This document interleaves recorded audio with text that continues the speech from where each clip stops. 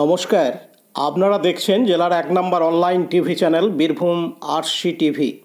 আপনাদের সঙ্গে আমি শুভাশিস। শুরু করছি আজকের সংবাদ। বিস্তারিত সংবাদে যাবার আগে দেখে নেব সংবাদ শিরোনাম। বাম সংগঠনের প্রতিবাদ মিছিল খয়রাশোলে।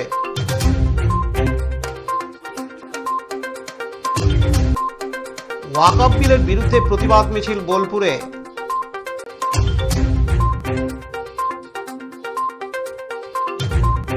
শ্রদ্ধার সঙ্গে অর্ক পাণ্ডের প্রথম মৃত্যুবার্ষিকী পালন দুবরাজপুরে।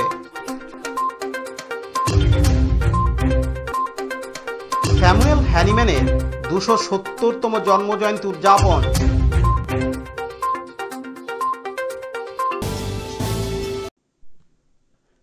সম্প্রতি সুপ্রিম কোর্টের রায়ে প্রায় ২৬,০০০ শিক্ষক সহ শিক্ষাকর্মীদের চাকরি বাতিল করা হয়েছে। সে নিয়ে রাজ্য রাজনীতি সরগরম। বাতিলযোগ্য শিক্ষকদের চাকরিতে পুনর্বহালের দাবিতে সোচ্চার হয়ে উঠেছে চাকরি হারানো শিক্ষক সহ বিভিন্ন রাজনৈতিক ও অরাজনৈতিক সংগঠন। এ নিয়ে কোথাও কোথাও চাকরি হারানো আন্দোলনকারী শিক্ষকদের উপর নেমে আসছে পুলিশের লাঠিচার্জ। সেই সমস্ত ঘটনার পরিপ্রেক্ষিতে এসএফআই ও ডিওয়াইএফআই সহ সিপিআইএমের বিভিন্ন জনসংগঠনের পক্ষ থেকে খয়রাশোল ব্লক সিপিআইএম এরিয়া কমিটির ডাকে আজ বৃহস্পতিবার ১০ April Khoyrasol CPIM party office থেকে একটি সুসজ্জিত প্রতিবাদ মিছিল স্থানীয় বাজার, থানা, বাসস্ট্যান্ড এলাকা পরিক্রমা করে। পরবর্তীতে খয়রাশোল বাসস্ট্যান্ডে প্রতিবাদমূলক কর্মসূচির অংশ হিসাবে একটি পথসভা অনুষ্ঠিত হয়। যোগ্য শিক্ষকদের চাকরিতে পুনর্বহাল, চাকরি হারানো আন্দোলনকারী শিক্ষকদের পর পুলিশের অত্যাচার বন্ধ ইত্যাদি বিষয়গুলি বক্তব্যের মাধ্যমে তুলে ধরেন নেতৃত্ববৃন্দ। পথসভায় বক্তব্য রাখেন সিপিআইএম বীরভূম জেলা কমিটির সদস্য দিলীপ গোপ, খয়রাশোল এরিয়া কমিটির সম্পাদক অঙ্গদ বাউরি, মোহাম্মদ নূর হোসেন প্রমুখ। শেখ রিয়াজউদ্দিনের report, Birbhum RC TV, Khoyrashol. এখন বিজ্ঞাপন বিরতি। ফিরে আসছি বিরতির পর। আরসি স্টাইল স্কুল ড্রেস এর বিপুল সম্ভার ও সামগ্রী একই ছাদের নিচে।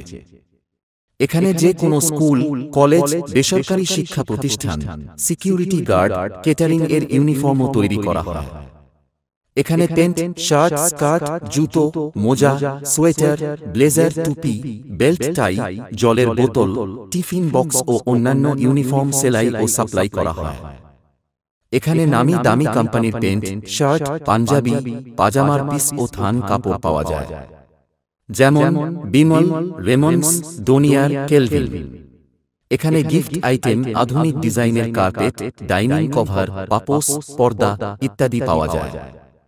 বিশেষ প্রস্তাব, প্যান্ট, শার্ট, ব্লাউজ, চুড়িদার, সেলাই ও ফলস পার করা হয়। যোগাযোগ করুন 9883752306। ঠিকানা দুবরাজপুর, ফ্যাশন এক্সপ্রেসের পাশে। ফিরে এলাম বিরতির পর। কেন্দ্রীয় সরকার ওয়াকফ বিল নতুন করে সংশোধন করে সংসদের ২ কক্ষে পাশ করানোর পর রাষ্ট্রপতি সই করে আইনে পরিণত করেছে।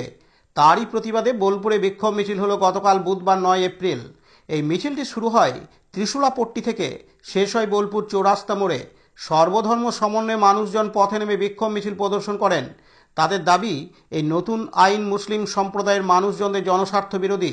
তাই অবিলম্বে বিজেপি পরিচালিত কেন্দ্রীয় সরকারকে বিল প্রত্যাহার করতে হবে, না হলে আগামী দিনে বৃহত্তর আন্দোলনের পথে নামে মুসলিম সম্প্রদায়ের মানুষরা। জমিয়াতে উলামায়ে হিন্দ বীরভূম জেলার সহ সভাপতি হাফিজ মোহাম্মদ ওবায়দুল্লাহ সাহেব বলেন, কেন্দ্রীয় সরকার সংসদ ভবনে তার সংখ্যাগরিষ্ঠতার জেরে এই ওয়াকফ বিল তীব্র বিরোধিতা সত্ত্বেও জোর করে পাশ করে নেয়। পরবর্তীকালে তা রাতের অন্ধকারে রাষ্ট্রপতির সইয়ের মাধ্যমে আইনে পরিণত হয়েছে। এতে মুসলিম সম্প্রদায়ের মানুষজনের ক্ষমতা খর্ব করা হয়েছে। পাশাপাশি তিনি আরও বলেন, সংবিধান আমাদেরকে অধিকার দিয়েছিল মুসলিম সম্প্রদায়ের মসজিদ, ঈদগাহ, মাদ্রাসা ও কবরস্থান দেখাশোনা ও রক্ষণাবেক্ষণ করার, কিন্তু কেন্দ্রীয় সরকার এই আইন পাশ করার পর তা কেড়ে নিতে চেয়েছে। আমরা তো কোনোভাবেই তা মেনে নেব না। তাই এরই প্রতিবাদে আজ বৃহস্পতিবার ১০ এপ্রিল কলকাতার রামলীলা ময়দানে বৃহত্তর আন্দোলনের ডাক দিয়েছে। সেখানে সমস্ত মুসলিম সম্প্রদায়ের মানুষ সমাবেশে যোগদান করেন। স্বাধীনতার পূর্ববর্তী আমল থেকে যে ক্ষমতা রক্ষণাবেক্ষণের ক্ষেত্রে মুসলিম সম্প্রদায়ের কাছে ছিল, এই ওয়াকফ বিল পাশ করার পর তা লঙ্ঘিত হচ্ছে। যতদিন না পর্যন্ত কেন্দ্রীয় সরকার এই কালা আইন প্রত্যাহার করছেন, ততদিন আমরা রাস্তায় নেমে প্রতিবাদ জানাবো। তিনি আরও জানান, এরপর আমরা আরও বৃহত্তর আন্দোলনে নামব। এদিন এই পথসভা ও মিছিলে পা মেলালেন খানকাহে কাদেরিয়া লায়েকবাজারের হজুর পাক সৈয়দ জান আলী আল কাদরি সহ প্রচুর ভক্তবৃন্দ। আদিবাসী সম্প্রদায়ের মানুষ সহ বিশিষ্ট সমাজসেবী মনীষা বন্দ্যোপাধ্যায় ও অন্যান্য বিশিষ্টজনেরা উপস্থিত ছিলেন। কাজী আমিরুল ইসলামের report, Birbhum RC TV, Bolpur.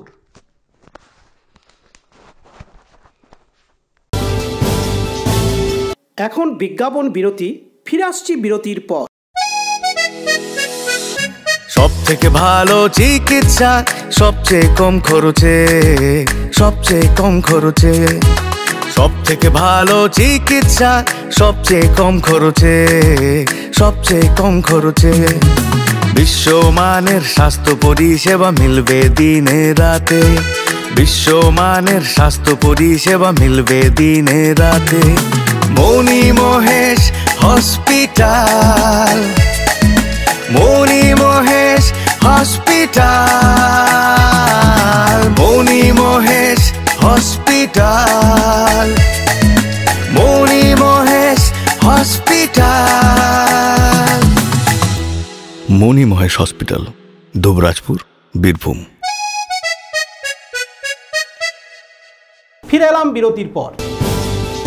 এখন বিজ্ঞাপন বিরতি, ফিরে আসছি বিরতির পর।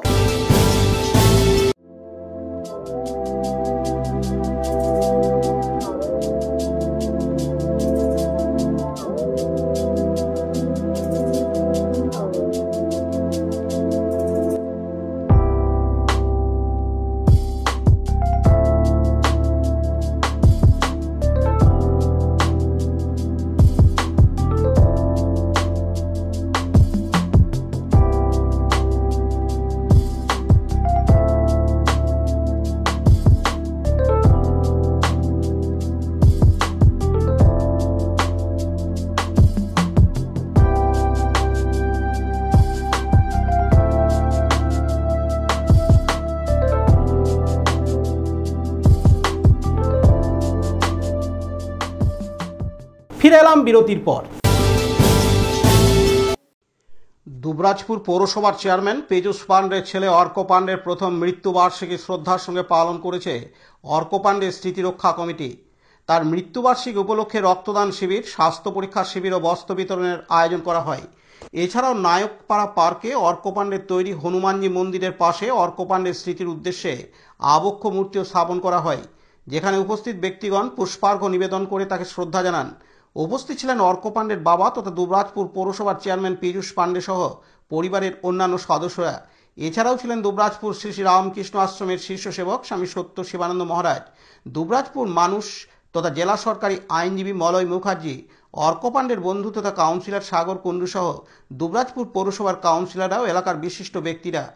অর্ক পাণ্ডের স্মৃতিরক্ষা কমিটির আহ্বায়ক রামতনু নায়ক জানান, অর্ক পাণ্ডের প্রথম মৃত্যুবার্ষিকী স্মৃতির উদ্দেশ্যে এদিন শতাধিক মানুষ রক্তদান করেছেন।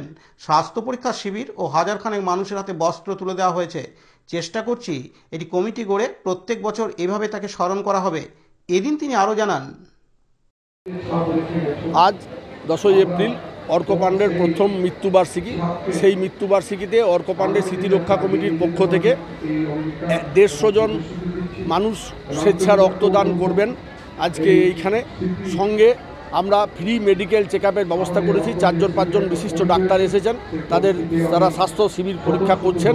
সঙ্গে আমরা 1200 দুস্থ মহিলাদের শাড়ি বস্ত্র বিতরণ করব। সঙ্গে আমরা যেটা করতে চাইছি, আজকের এই একটি ছোট্ট স্মরণসভা, সেই স্মরণসভায় আমরা সকলকে অর্ককে স্মরণ করছি।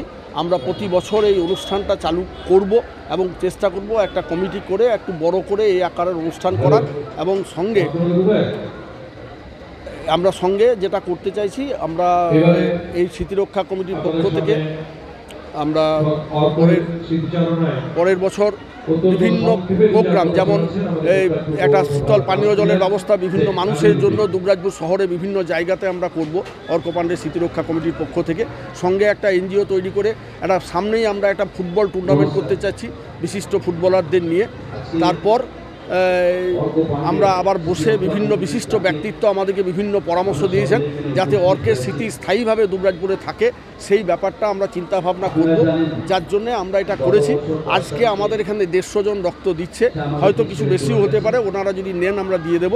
সঙ্গে স্বাস্থ্য পরীক্ষা শিবির চলছে এবং আপনারা দেখতে পাচ্ছেন বিশিষ্ট ব্যক্তিত্বরা এসছেন, স্মরণ সভায় তাকে স্মরণ করছেন।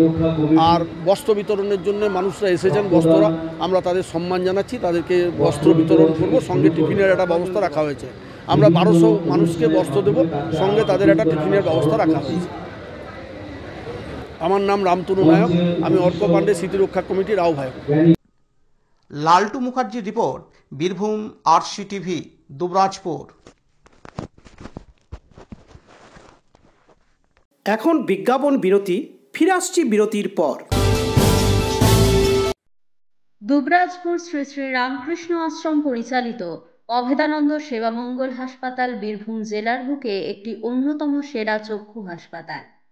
এখানে প্রত্যেক দিন স্বল্প মূল্যে অত্যাধুনিক যন্ত্রপাতির সাহায্যে অভিজ্ঞ চক্ষু বিশেষজ্ঞের দ্বারা চক্ষু পরীক্ষা ও চক্ষু ছানি অপারেশন, পেকো মাইক্রো সার্জারি করা হয়। এছাড়াও এই হাসপাতালে অতি স্বল্প মূল্যে যাবতীয় পরীক্ষা নিরীক্ষা, যেমন রক্তের সমস্ত রকম পরীক্ষা, ECG, USG, থাইরয়েড পরীক্ষা করা হয়। এখানে অতি স্বল্প মূল্যে চশমাও তৈরি করা হয়। এছাড়াও এখানে প্রত্যেক দিন বিনামূল্যে অন্যান্য রোগেরও চিকিৎসা করা হয়। আমাদের আদর্শ শিব জ্ঞানের চিৎ সেবা। যোগাযোগের নম্বর 9382571046 অথবা 9564554959 অথবা 7407405155। ঠিকানা অভেদানন্দ সেবামঙ্গল হাসপাতাল, ওয়ার্ড নম্বর 4, দুবরাজপুর, বীরভূম।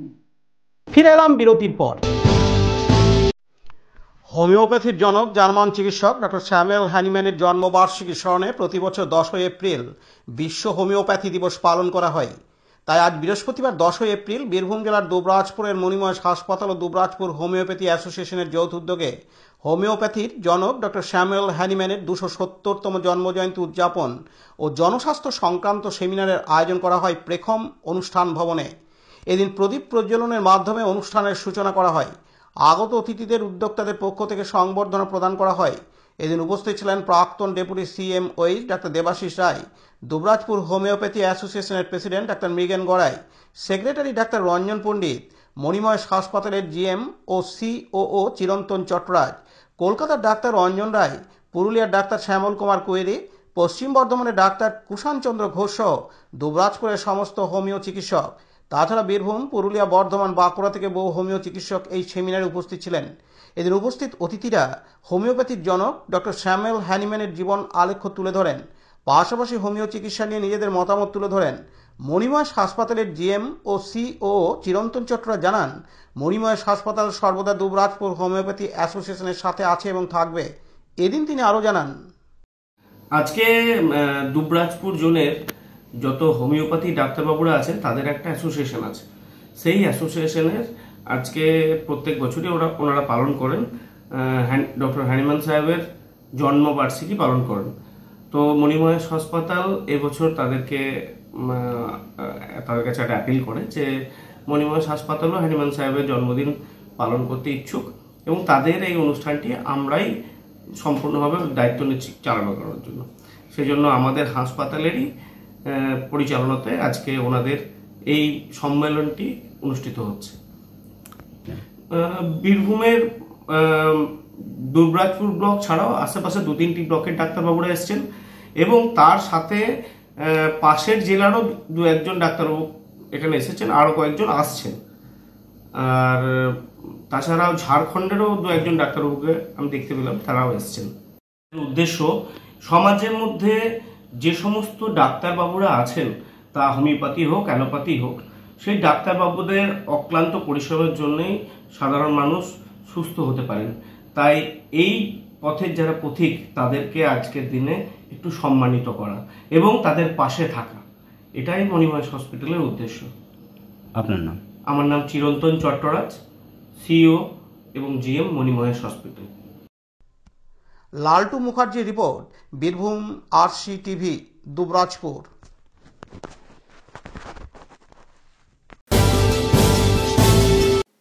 আজকের সংবাদ এই পর্যন্ত।